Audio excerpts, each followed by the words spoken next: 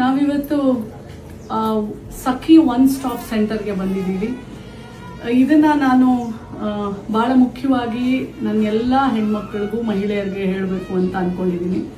ಸಖಿ one stop centre ಎಲ್ಲ ಜಿಲ್ಲೆಗಳಲ್ಲೂ ಜಿಲ್ಲಾ ತಾಲೂಕು ಆಸ್ಪತ್ರೆ ಅಥವಾ ತಾಯಿ ಮಗುವಿನ ಆಸ್ಪತ್ರೆ ಅಲ್ಲಿ ಒಂದು ಒನ್ ಸ್ಟಾಪ್ ಸೆಂಟರ್ ಅಂತ ಇರುತ್ತೆ. ಸಖಿ ಅಂದ್ರೆ ಏನು? ಗೆಳತಿ ಅಂತ. ನಿಮ್ ಗೆಳತಿ. ಒನ್ ಸ್ಟಾಪ್ ಸೆಂಟರ್ ಅಂತಂದ್ರೆ ಒಂದೇ ಕಡೆ ನಿಮ್ಗೆ ಎಲ್ಲವೂ ಸಿಗತ್ತೆ. ಯಾರು ಇಲ್ಲಿಗೆಲ್ಲ ಬರ್ಬೋದು? ಕೆಲವೊಬ್ರಿಗೆ ಪೊಲೀಸ್ ಸ್ಟೇಷನ್ಗೆ ಹೋಗ್ಲಿಕ್ಕೆ ಭಯ ಆಗುತ್ತೆ. ನೀವು ಆರಾಮಾಗಿ ಒನ್ ಸ್ಟಾಪ್ ಸೆಂಟರ್ ಬರ್ಬೋದು.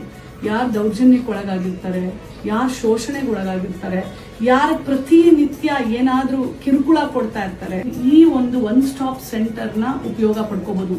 ಹೆಣ್ಣುಮಗಳು, ಮಹಿಳೆ, ಯಾರು ಬೇಕಾದ್ರೂ 60 ವರ್ಷ ತನ ಯಾವುದಾದ್ರೂ ತಾಯಿನೂ ಬರ್ಬೋದು. ಇದರಲ್ಲಿ ಬೆಡ್ಡು ಎಲ್ಲ ವ್ಯವಸ್ಥೆ ಇರುತ್ತೆ. ಇಲ್ಲಿ ಎಲ್ಲ ಅನುಕೂಲಗಳು ಕೊಡ್ತಾರೆ. ಡಾಕ್ಟರ್ ಇಲ್ಲೇ ಪಕ್ಕದ ಡಾಕ್ಟರ್ ಕ್ಯಾಂಪಸ್ ಅಲ್ಲೇ, ಇದು ಸರ್ಕಾರಿ ಆಸ್ಪತ್ರೆ ಕ್ಯಾಂಪಸ್ ಅಲ್ಲೇ ಇದೆ.